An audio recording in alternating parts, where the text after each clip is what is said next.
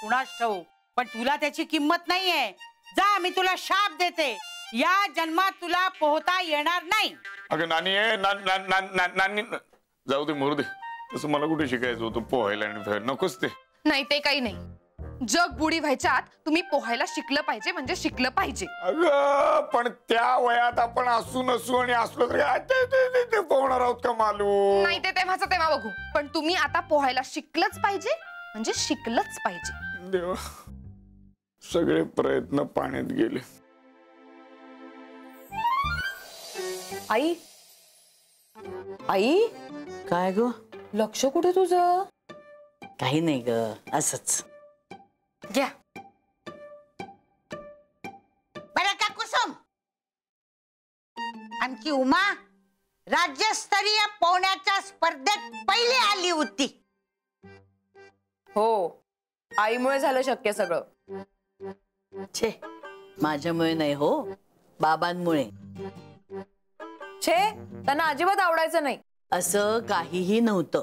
त्याला पोहण्याची भीती वाटत होती म्हणून तो उमाला पोहू देत नव्हता. पण आईनी मनवलं त्यांना, कारण मी त्यांना जेव्हा विचारायला गेले ना, तेव्हा ते मला म्हणाले असल्या पोहण्या बिण्याच्या स्पर्धेत अजिबात भाग घ्यायचा नाही.